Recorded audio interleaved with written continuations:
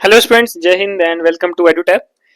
सो guys, सबसे पहले तो आपको जैसे कि पता है कि आपका जो यूपीएससी ईपीएफओ एपीएफसी का जो एग्जाम है, ठीक है, इसके लिए हमने आपके लिए एक सीरीज स्टार्ट करी थी जो कि फ्री यूट्यूब सीरीज रहती है और आपको डेली जो है वो अलग अलग सब्जेक्ट्स के क्वेश्चन जो है वो यहाँ पे देखने को मिलते हैं और हम उन क्वेश्चंस को आपके साथ डिटेल में डिस्कस करते हैं सो दैट कि जो आपका सिलेबस है वो वाला पार्ट भी कंप्लीट हो जाए और आपको ये भी पता चल जाए कि आपके एग्जाम में क्वेश्चन किस तरह से पूछे जाते हैं। ठीक है गाइस, तो अब जो है आज उसी का ही सेकंड पार्ट, जैसे कि लास्ट पार्ट में हमने पढ़ा था इंडियन इकोनॉमी के, हमने बेसिक्स के रिलेटेड जो थे वो 10 इंपॉर्टेंट एमसीक्यूज डिस्कस किए थे और डिटेल में डिस्कस किए थे। आज उसी के ही आगे हम चलेंगे और बेसिक्स ऑफ मैक्रो इकोनॉमिक्स के जो है वो हम 10 इंपॉर्टेंट एमसीक्यूज को यहाँ पे आपके साथ डिस्कस करेंगे।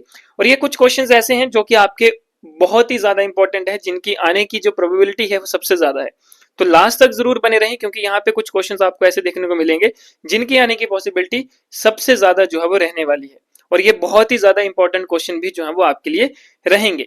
तो आज के इस पार्ट में हम अनदर 10 क्वेश्चंस को जो है आपके साथ डिस्कस करेंगे और आप चाहते हैं कि आपका कोई भी सेशन, कोई भी वीडियो आपकी मिस ना हो तो आप हमारे इस चैनल को जरूर सब्सक्राइब करें।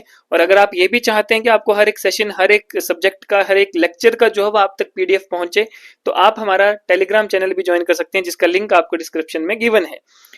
गाइस चलिए अब चलते हैं आज के सेशन पे और इस सेशन का आज का हमारा फर्स्ट क्वेश्चन रहेगा। तो हमारा फर्स्ट क्वेश्चन है, what is the primary aim of fiscal policy? कि जो फिस्कल पॉलिसी है उसका प्राइमरी एम क्या है? अब आपके पास यहाँ पे 4 ऑप्शंस हैं, आपने बताना है कि फिस्कल पॉलिसी का प्राइमरी एम क्या होता है, क्या होती है फिस्कल पॉलिसी। अगर हम बात करें, जैसे कि आपने ऑलरेडी पढ़ा होगा मॉनेटरी पॉलिसी, फिस्कल पॉलिसी, है ना। तो फिस्कल पॉलिसी के बारे में जो है यहाँ से आप पे पूछा गया है कि इसका प्राइमरी एम, इसका मेन ऑब्जेक्टिव क्या है। ए ऑप्शन की बात करें तो ए ऑप्शन है आपका कि मनी को रेगुलेट करना। सेकंड ऑप्शन है manage government spending and taxation. Third option है कंट्रोल इन्फ्लेशन और फोर्थ ऑप्शन है प्रमोट एक्सपोर्ट्स। तो यहाँ पे आपके पास 4 ऑप्शंस जो है वो गिवन है, आपने बताना है कि फिस्कल पॉलिसी का मेन एम क्या है। तो अगर हम देखिए इसके सही आंसर की बात करें तो आपका ऑप्शन नंबर बी यानी कि manage government spending and taxation. ठीक है, अब देखिए फिस्कल पॉलिसी क्या होता है, कि फिस्कल पॉलिसी क्या इन्वॉल्व करता है। ये इन्वॉल्व होता है with the use of government spending and taxation to influence the economy. ठीक है, कि इट इन्वॉल्व्स, जैसे कि आप बोल सकते हैं कि जो फिस्कल पॉलिसी है it involves the use of government spending, जो गवर्नमेंट अपना स्पेंड कर रही है, ठीक है, और जो टैक्स है, ठीक है, जो कि आपकी इकोनॉमी को जो है इन्फ्लुएंस कर रही है, ठीक है, वो सारी चीजें जो है फिस्कल पॉलिसी में आता है। अब होता क्या है कि बाय एडजस्टिंग दीज लेवल्स, ठीक है, जो ये जो लेयर्स हैं इनको एडजस्ट करने के बाद जो गवर्नमेंट है can stimulate economic growth during recession और कूल डाउन और एंड ओवर हीटिंग इकोनॉमी। ठीक है, कि इन लेयर्स को जो एडजस्ट करने के बाद गवर्नमेंट क्या करती है कि इकोनॉमिक ग्रोथ को स्टिमुलेट कर सकती है, चाहे वो रिसेशन के टाइम है, चाहे वो ओवर हीटिंग इकोनॉमी है उस टाइम में। ठीक है, अब क्या है कि this is distinct from monetary policy, कि मॉनेटरी पॉलिसी से जो है ये अलग है। क्यों? क्योंकि जो मॉनेटरी पॉलिसी है that is managed by central banks. ठीक है, जैसे कि आरबीआई है, इंडिया में आरबीआई जो है वो इसको मैनेज करता है।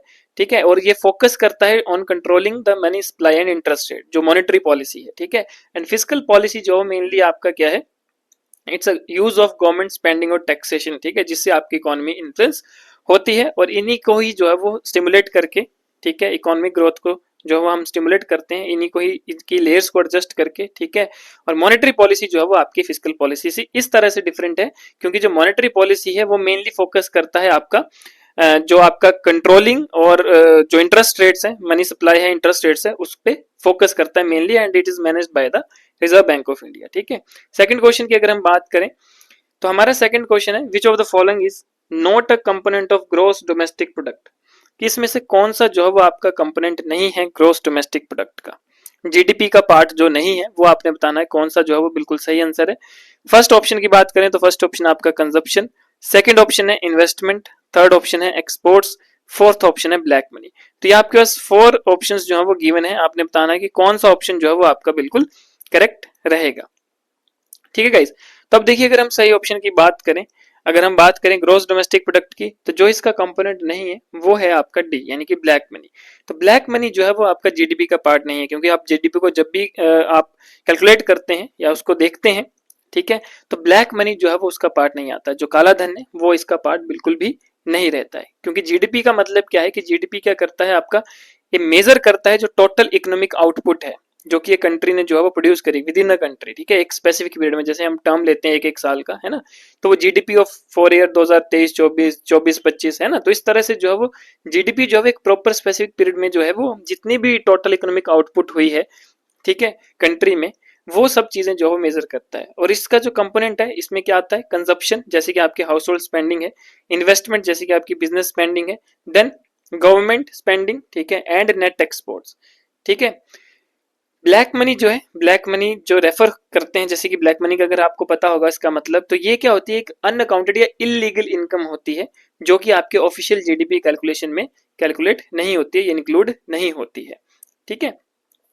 और ये ही ना ही कोई ये जो है वो आपकी लीगल इकोनॉमिक एक्टिविटी का पार्ट है, और ना ही इस चीज को ये रिफ्लेक्ट करता है, क्योंकि ब्लैक मनी जो है वो आपका एक इलीगल टाइप मनी है, ठीक है।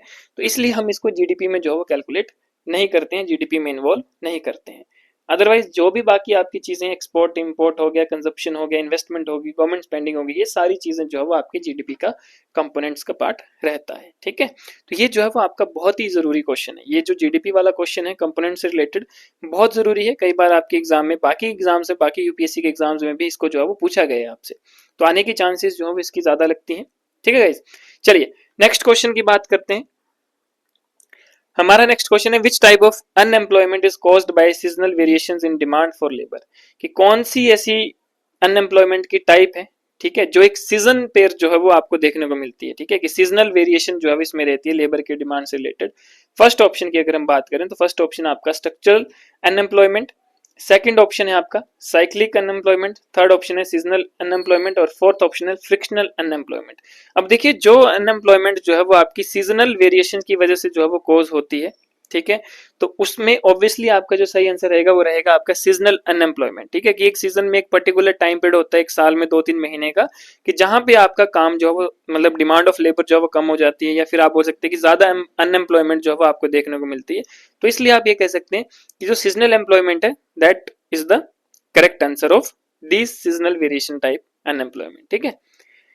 चलिए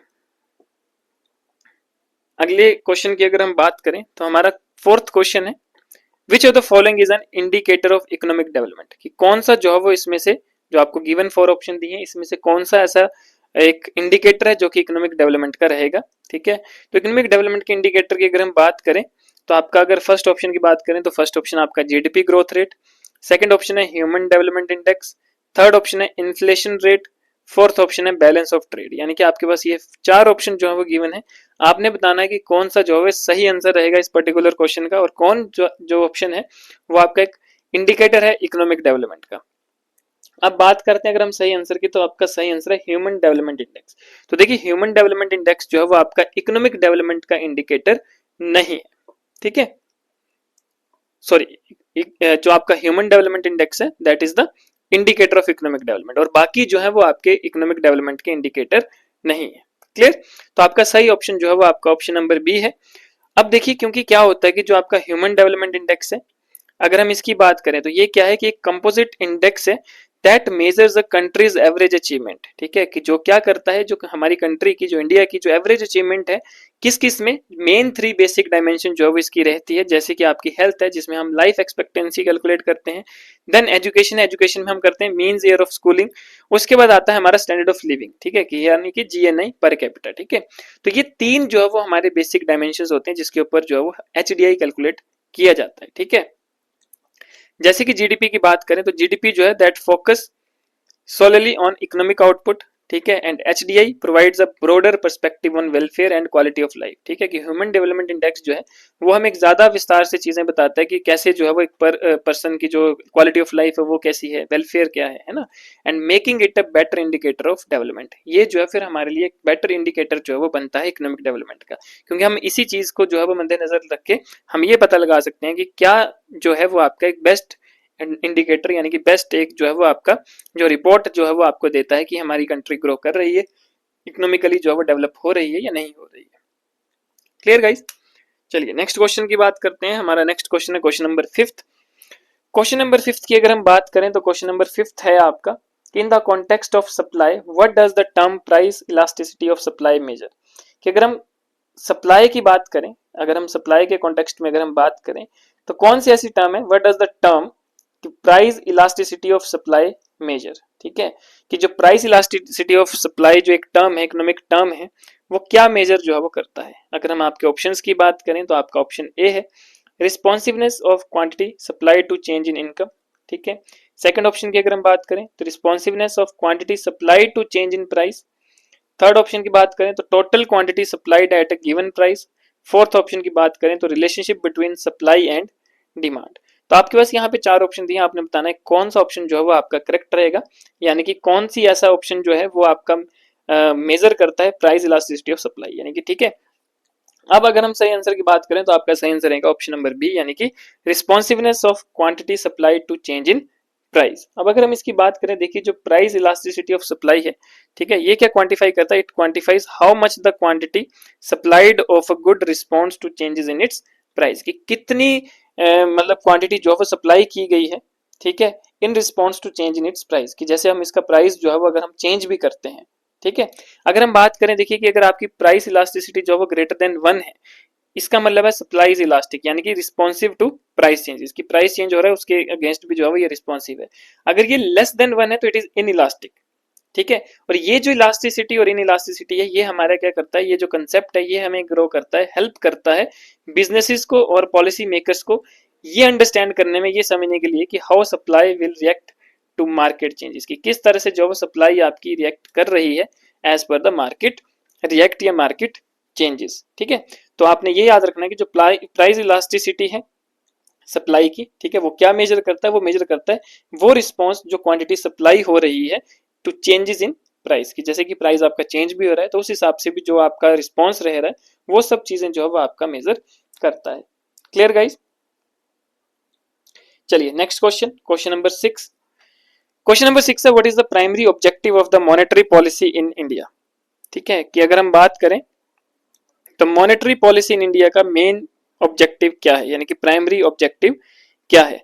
तो अगर हम बात करें, देखिए ऑप्शन ए की, तो ऑप्शन ए है आपका इंश्योरिंग अ बैलेंस्ड बजट, ठीक है। सेकंड ऑप्शन की बात करें तो controlling inflation and stabilizing the currency.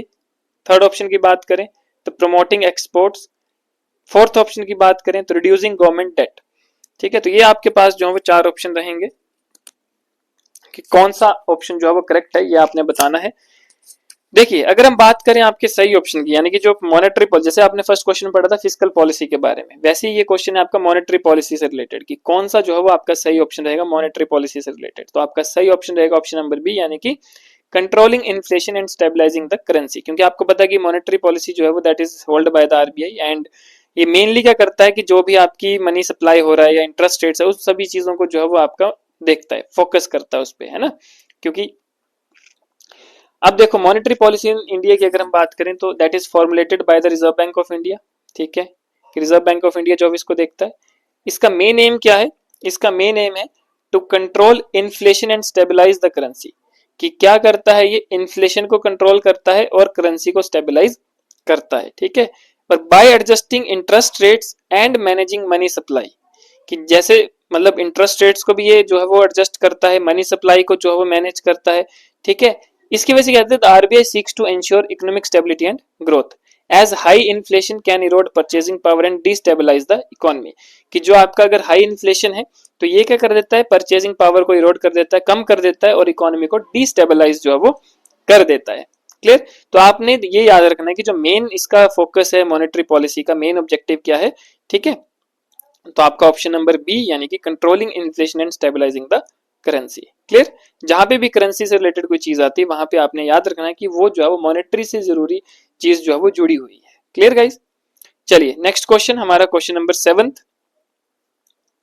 Question number 7 है हमारा, जहां पे आपको दो स्टेटमेंट्स दी हैं, आपने बताना है कौन सी स्टेटमेंट्स जो है वो करेक्ट है और कौन सी इनकरेक्ट है। अगर हम बात करें देखिए आपकी स्टेटमेंट 1 की, तो स्टेटमेंट 1 क्या बोलता है, स्टेटमेंट 1 ये बोलता है कि जो जीडीपी डिफ्लेटर है that is a measure of the level of prices of all new domestically produced final goods and services in an economy।